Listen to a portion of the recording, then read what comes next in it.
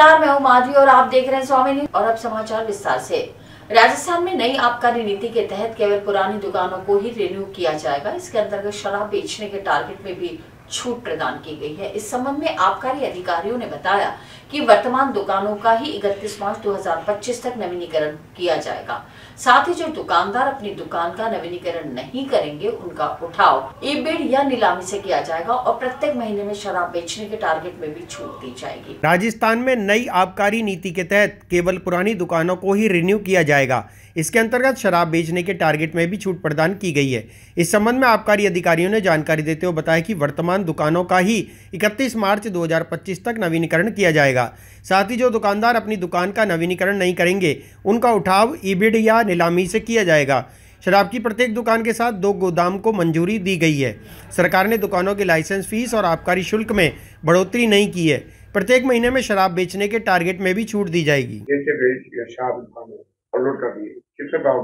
राज्य सरकार द्वारा वित्तीय वर्ष 2024-25 के लिए आबकारी बंद नीति घोषित की गई है, जिसके तहत वित्तीय वर्ष 2023-24 हेतु संचालित मदिरा दुकानों का ही वित्तीय वर्ष 2024 हेतु 24-25 हेतु मदिरा दुकान नवीनीकरण रिन्यूअल का विकल्प दिया गया है। और जिसके तहत रिन्यूअल दिनांक 9 फरवरी से प्रारंभ किए गए हैं और उसकी अंतिम दिनांक 23 फरवरी है। और कल दिनांक तक लगभग 160 मदिरा दुकानों का रिन्यूअल किया जा चुका है। अनुज्ञाधारियों में रिन्यूअल के प्रति भारी उत्साह है। राज्य सरकार द्वारा इस वर्ष अनुज्ञाधारियों की जो भी समस्याएं थी उनका समाधान इस पॉलिसी में किया गया है। उनको काफी रियायत प्रदान की गई। नया प्रावधान क्या है? नया कुछ नया नियम इसमें कोई नए प्रावधान तो देसी और RML में जो GSM का राइडर होता है उसमें छूट प्रदान की गई है। व्यक्ति RML की जगह देसी उठा सकता है, उसके लिए उसको 27 रुपये प्रति पेटी शुल्क देना होगा। इसी तरह GSM देसी मदिरा की जगह वो प्राइवेट देसी मदिरा भी उठा सकता है, उसके लिए उसको 27 रुपये का शुल्क प्रति पेटी देना होगा। सर, नई जो खुली थी दुकानें जी, क्या वो रिन्यू हो जाएगी? हाँ, जो भी मदिरा दुकान पात्र हैं वो रिन्यू। पुष्कर कस्बे के राजकीय उच्च माध्यमिक विद्यालय में 7 दिवसीय राष्ट्रीय सेवा योजना शिविर के तहत विभिन्न गतिविधियां आयोजित हो रही हैं। आज शाला प्रांगण में कानून विशेषज्ञों ने छात्राओं को महत्वपूर्ण विधिक जानकारी प्रदान की। जिला विधिक सेवा प्राधिकरण के अधिकारियों द्वारा छात्राओं को उनके कानूनी अधिकारों की जानकारी दी गई। पुष्कर कस्बे के राजकीय उच्च बालिका माध्यमिक विद्यालय में 7 दिवसीय राष्ट्रीय सेवा योजना शिविर के तहत विभिन्न गतिविधियां आयोजित हो रही हैं। आज शाला प्रांगण में कानून विशेषज्ञों ने छात्राओं को महत्वपूर्ण विधिक जानकारियां प्रदान की। जिला विधिक सेवा प्राधिकरण के दीपक ठाकुर, पूजा दायमा और कामनी गुप्ता ने छात्राओं को उनके कानूनी अधिकारों की जानकारी दी।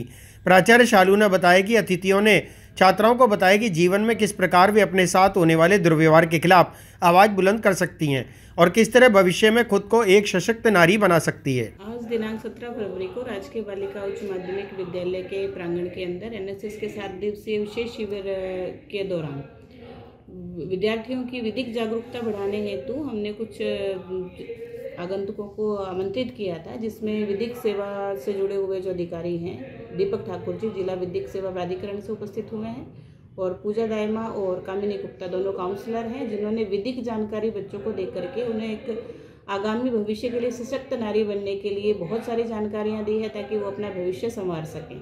और अगर उनके साथ किसी भी तरह का दुर्व्यवहार होता है तो वो कैसे अपने उस समस्या को से निजात पा सकती हैं, इसके बारे में बहुत ही गहन जानकारी दी है, जिससे कि छात्राएं निश्चित रूप से लाभान्वित हों। आपका नाम? मेरा नाम शालू, मैं प्रधानाचार्य पद पर कार्यरत हूँ स्थानीय विद्यालय में। जी, ये गर्ल्स स्कूल पुष्कर के अंदर अभी NSS कैंप चल रहा है, जिसके अंदर हमें बुलाया गया था और वैसे तो हम पहले भी एक बार आ चुके हैं। यहाँ पे बच्चियों को कानूनी और लीगल अधिकार वगैरह इनके जो सामाजिक अधिकार हैं उन सभी की जानकारी देने के लिए फिर एज अ गेस्ट हमें वापस बुलाया गया था, जिसके अंतर्गत आज हमने इन बच्चियों को इनके विधिक अधिकारों के बारे में जानकारी दी है कि क्या इनके विधिक अधिकार हैं, किस तरीके से इन्हें अपने जीवन में अपने अधिकारों का प्रयोग करना है। अगर ये किसी तरीके की समस्या का सामना कर रही है तो उस समस्या का समाधान इन्हें किस तरीके से करना है, किस तरीके से व्यक्तिगत सलाह लेनी है और किस तरीके से कानूनी सलाह लेनी है। इसके लिए आज हम यहाँ आए थे, लेकिन साथ ही साथ हमें यह भी इन्फॉर्म करना था इन लोगों को कि पुलिस स्टेशन पुष्कर के अंदर महिला अधिकारिता विभाग के द्वारा एक महिला सुरक्षा केंद्र खोला गया है, जिसके अंदर महिलाएं जो भी घरेलू हिंसा से पीड़ित हैं या किसी दहेज प्रतिषेध कानून होने के बावजूद या बाल विवाह कानून होने के बावजूद या भारत सरकार के कई कानूनों के बावजूद भी अगर किसी तरीके की समस्या का सामना कर रही हैं तो वो अगर परेशान हैं तो वो हमारे केंद्र पर आ सकती हैं। और केंद्र पर आने के बाद उनका एक प्रोसेस होगा कि उन्हें अपनी तरफ से एक एप्लीकेशन लिखनी पड़ेगी। उस एप्लीकेशन में उन्हें अपना नाम, पता और कई सारी जो भी उनकी जानकारी है, जो भी समस्या है, उसको अंकित करने के बाद में वो एप्लीकेशन हमें देनी होगी। वहाँ पे हम 2 तरीके के कार्यकर्ता बैठते हैं, जिसमें एक लीगल एडवाइज़र होता है जिसे विधि काउंसलर कहते हैं, और एक सामाजिक कार्यकर्ता होती है जो उन्हें समाज की जानकारी देती है। तो वहाँ उन्हें बिठाकर उनकी काउंसलिंग की जाती है कि वो किस तरीके की समस्या का सामना कर रही हैं। जब उनकी हम समस्याएं सुनती हैं तो उन्हें जो भी अगर कानूनी सहायता चाहिए होती है तो हम उन्हें कानूनी सहायता देते हैं। अगर व्यक्तिगत सहायता चाहिए होती है तो सामाजिक कार्यकर्ता उन्हें व्यक्तिगत सलाह देती है कि समाज में उसे अब किस तरीके से निर्वहन करना है, और उनकी समस्याओं का हम समाधान करते हैं। इसी माध्यम से हम उनकी काउंसलिंग भी करते हैं। काउंसलिंग की हम उन्हें डेट्स भी देते हैं कि 1-2 डेट्स के अंदर हम उनका पूरी तरीके से मामले का निपटारा कर देते हैं, और रिपोर्ट उनके हाथ में सिर्फ उन्हीं के हाथ तक देते हैं और दूसरी रिपोर्ट हमारे पास में रखते हैं। क्योंकि इसका मुख्य उद्देश्य है गोपनीयता बनाए रखना, और गोपनीयता ऐसी है कि जिस व्यक्ति की समस्या है वो समस्या केवल उनके बीच में और हमारे बीच में रहे, कहीं और ना जाए। और फिर दूसरी बात ये है कि वहाँ पे सरकार की तरफ से महिला अधिकारिता विभाग की तरफ से या फिर अन्य किसी भी विभाग की तरफ से कोई भी चार्ज नहीं रखा गया है। ये सेवा उनके लिए बिल्कुल फ्री है। तो आज हमारा बस उद्देश्य यही था कि इन बच्चियों को हम इस केंद्र के बारे में अवगत कराएं कि किस तरीके से उन्हें कानूनी सहायता मिल सकती है, कानूनी सलाह मिल सकती है और व्यक्तिगत सलाह मिल सकती है। Saint Mary's convent senior secondary school Ajmer के ब्रांच बीर द्वारा आज अपना वार्षिक खेलकूद दिवस मनाया गया। कार्यक्रम की शुरुआत विद्यालय की प्राचार्य सिस्टर अनुषा द्वारा मशाल जलाकर की गई। इसके पश्चात कक्षा 3 से 5 के विद्यार्थियों द्वारा योग प्रदर्शन किया गया। कार्यक्रम के अंत में छात्र छात्राओं द्वारा पिरामिड बनाकर शानदार प्रस्तुति दी गई। शाला प्राचार्य सिस्टर अनुषा ने विद्यार्थियों को खेल के प्रति जागरूक रहने तथा खेलकूद गतिविधियों में बढ़ चढ़कर हिस्सा लेने के लिए प्रेरित किया। सेंट मेरी convent senior secondary school Ajmer की ब्रांच बीर द्वारा आज अपना वार्षिक खेलकूद दिवस मनाया गया। कार्यक्रम की शुरुआत विद्यालय की प्राचार्य सिस्टर अनुषा तथा वंदना गुजर, प्रतीक गुजर, लोकेश गुजर और तेजस्वी मेहरा द्वारा मशाल जलाकर की गई। इसके पश्चात कक्षा 3 से 5 के विद्यार्थियों द्वारा योगा प्रदर्शन किया गया तथा प्री प्राइमरी के विद्यार्थियों ने फ्रॉग रेस, बोतल रेस तथा बटरफ्लाई रेस में शानदार प्रदर्शन करते हुए अपने स्थान निर्धारित किए। इसी क्रम में कक्षा 1 से 5 तक के विद्यार्थियों के लिए 50 metre copy race, bag race, नींबू रेस, बाधा रेस, पेबल रेस तथा स्वेटर रेस का भी आयोजन किया गया, जिनमें सभी विद्यार्थियों ने अपना श्रेष्ठ प्रदर्शन किया। कार्यक्रम के अंत में छात्र तथा छात्राओं द्वारा पिरामिड बनाकर शानदार प्रस्तुति दी गई। Today, it's indeed a great day for us in Beer. It's a great day because when we come to school, it is not just only for study that we come. Sports is something very important in the life of a school, and above all, very important in the life of students. And I am sure today you are very happy because we have come to school without school bag or less heavy bag. And you know, today is an activity.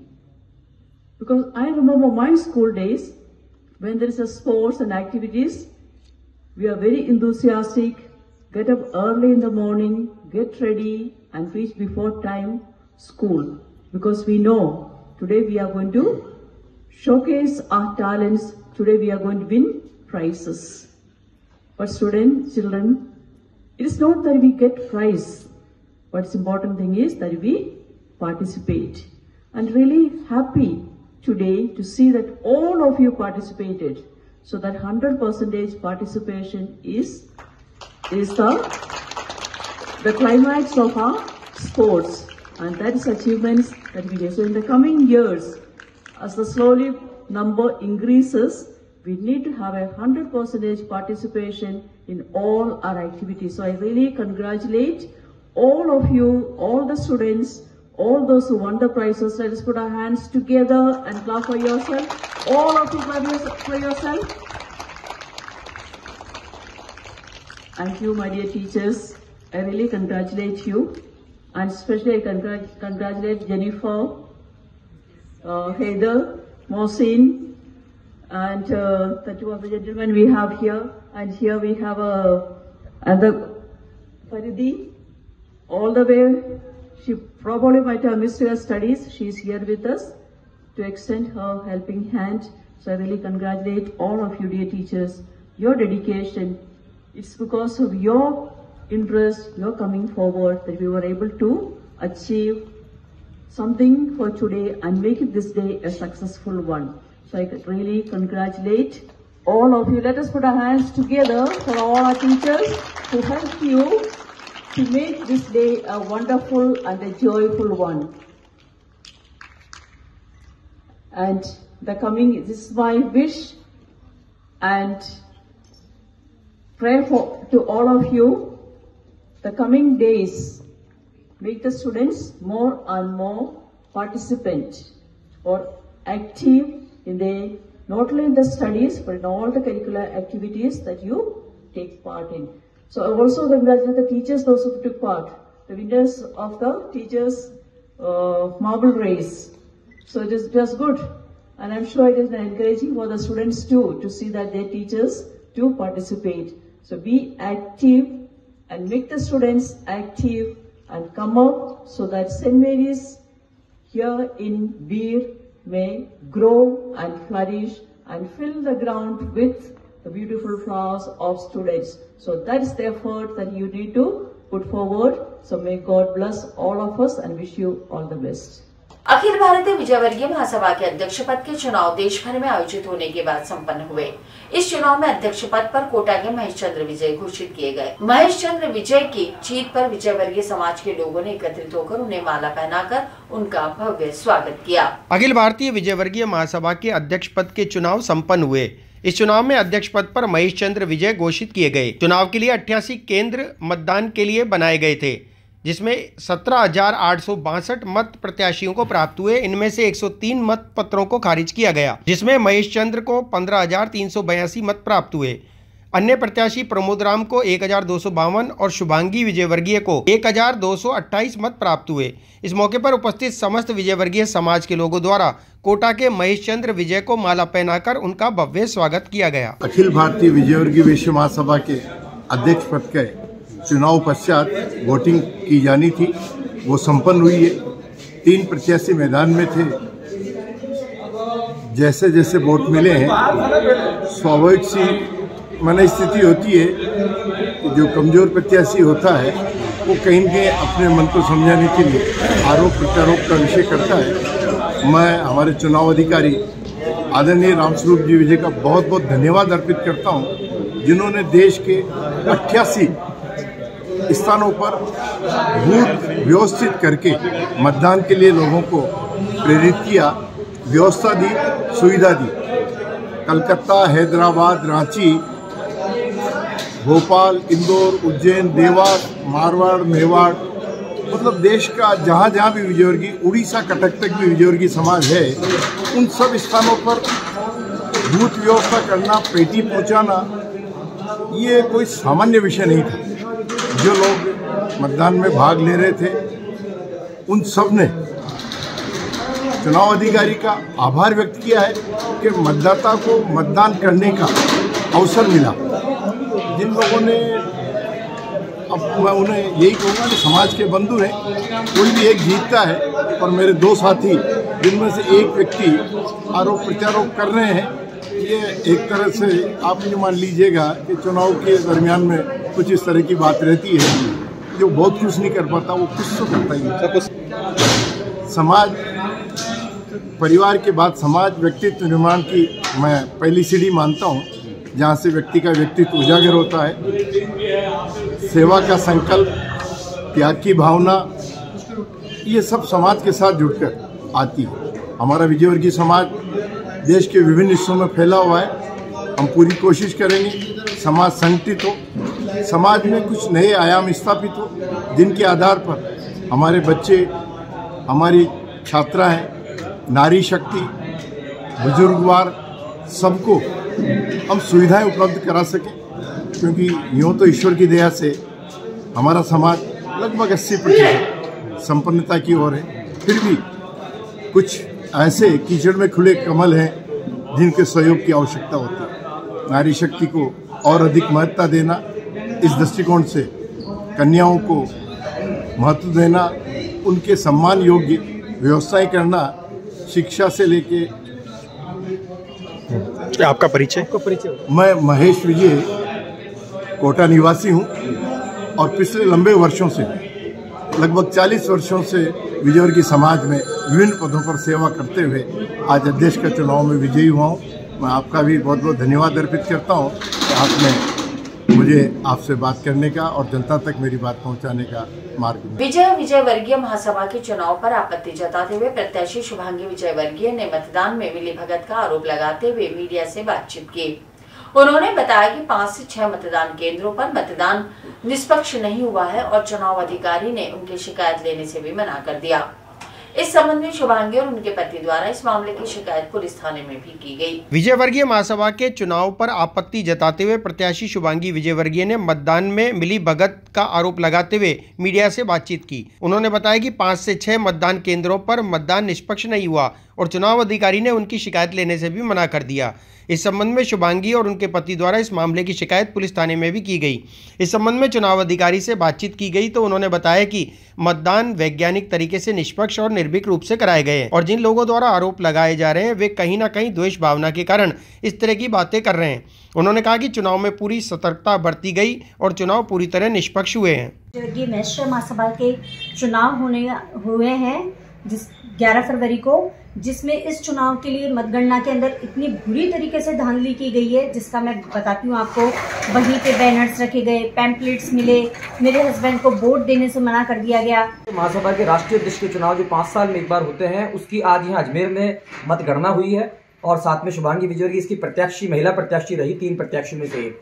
पूरे देश के अंदर जो ये करीब 87 केंद्रों पर मतदान हुआ, वहां पर अनेक स्थानों के ऊपर वहां फर्जी वोटिंग के और वहां चुनाव परिसर के अंदर बैनर श्री महेश विजयवर्गीय जो कैंडिडेट है उनके लगे हुए, अंदर उनकी जो चुनाव चिन्ह घंटियां बजाते हुए लोग, उसकी तमाम वीडियोस हमारे पास में है। और चुनाव अधिकारी रामस्वरूप जी विजय है वो आपत्तियां सुनने को तैयार नहीं है। हम कल से यहाँ पर है, ये ज्ञापन हमारे हाथ में है। हम केवल उनको आपत्ति देना चाह रहे थे कि ये जो जयपुर के अंदर केंद्र है, जहाँ पर वैशाली केंद्र है, मालवीय नगर है और सोडाला है, तमाम कई केंद्र है जहाँ खुद प्रत्यक्ष गई थी और उन्होंने ये सारी जो अनियमितताएं पकड़ी, उसके बावजूद भी चुनाव अधिकारी एक भी दिन उनका ना फोन पे सुन रहे हैं ना मोबाइल पे। हमको कल आना पड़ा और कल वो अपना घर छोड़ के चले गए, लेकिन उन्होंने ये ज्ञापन नहीं दिया। और आज पूरे दिन शुभांगी जी हम सब धरने के ऊपर यहाँ बैठे हैं पुलिस को सूचना देने के पश्चात, यहाँ पर भी इन्होंने ज्ञापन नहीं लिया है। तो पूरी तरीके से देश के अंदर एक सोची समझी रणनीति के तहत जो इनके चुनाव पीठासीन अधिकारी बनाए गए, वो भी इनके तमाम रिश्तेदार और जानकार थे। पूरा चुनाव आयोग यहाँ पर मिला हुआ था और देश भर में करीब 1 लाख विजयवर्गीय, लेकिन 38,000 लोगों को केवल मेंबर बनाया गया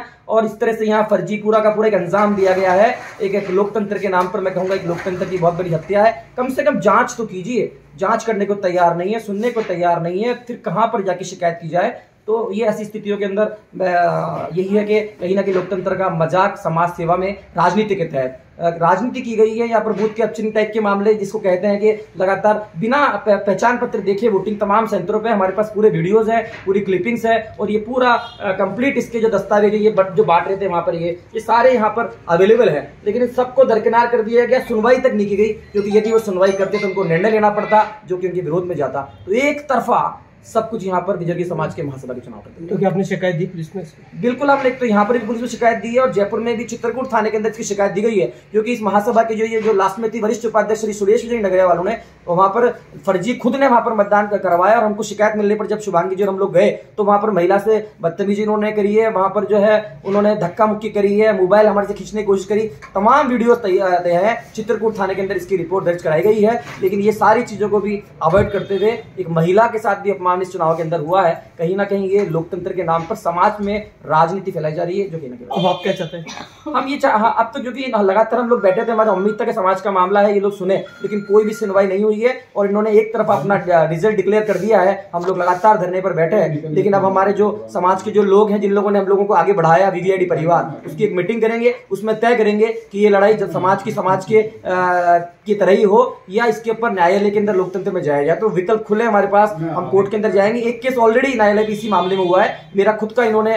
नॉमिनेशन रद्द कर दिया था, इसलिए शुभांगी जी धर्मपत्नी लड़ी और इन्होंने आज तक कारण भी नहीं बताया। वो मामला ऑलरेडी कोर्ट के अंदर अजमेर के अंदर चल रहा है, जिसके अंदर अभी कल पेशी थी, इस पर निर्णय नहीं हो पाया, तो वो भी है। लेकिन ये नए मामले जो आए हैं फर्जीवाड़े के, मतगणना की, ये भी सारे मामलों को लेकर निश्चित रूप से विकल्प खुल रहा है कि हम कोर्ट में जाएंगे। बाकी एक बार सब मिलकर समाज। अजमेर से 8 किलोमीटर दूर फाइसागर रोड स्थित काजीपुरा ग्राम में अरावली पर्वतमाला की सुरम्य पहाड़ियों के मध्य स्थित श्री गंगा भैरव मंदिर पर आज माघ शुक्ल सप्तमी महोत्सव मनाया गया। मंदिर के पुजारी भाग सिंह रावत ने बताया कि इस अवसर पर मनोकामना पूर्ण महाआरती की गई एवं दाल बाटी चूरमे का भंडारा भी आयोजित किया गया। अजमेर से 8 किलोमीटर दूर फाइसागर रोड स्थित काजीपुरा गांव में अरावली पर्वतमाला की सुरम्य पहाड़ियों के मध्य स्थित श्री गंगा भैरव मंदिर पर आज माघ शुक्ल सप्तमी महोत्सव मनाया गया। मंदिर के पुजारी भाग सिंह रावत ने बताया कि मनोकामना पूर्ण महाआरती और दाल बाटी चूरमे का भंडारा भी आयोजित किया गया। जानकारी के अनुसार 1919 में मंदिर की स्थापना की गई थी। मंदिर में विराजमान भैरव बाबा की मूर्ति स्वयंभू है। मंदिर के इतिहास के बारे में उन्होंने बताया कि नीचे गांव में एक 14 वर्षीय एक बालक को जंगल में बकरियां चराते वक्त आवाज़ आई और जब उसने ज़मीन की खुदाई करके देखा तो मूर्ति उसमें से प्रकट हुई। उसके बाद बालक घबराकर अपने घर चला गया और वहां पहुंचने पर उसकी तबीयत ज़्यादा खराब हो गई। वह वापस उस स्थान पर आया तो उसे बाबा ने स्वस्थ रहने का आशीर्वाद दिया और उस स्थान पर आने वाले प्रत्येक व्यक्ति के रोग पीड़ा दूर करने के भी वरदान दिया। उसके बाद से ही श्री गंगा भैरव मंदिर में बाबा की पूजा अर्चना लगातार की जा रही है।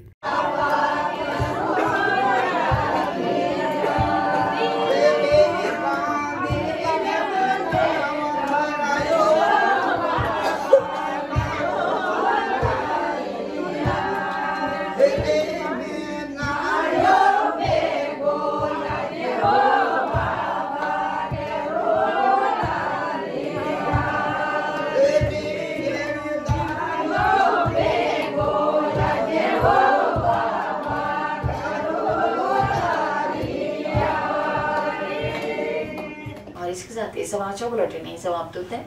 मुझे दीजिए इजाजत, देखते रहें स्वामी न्यूज़।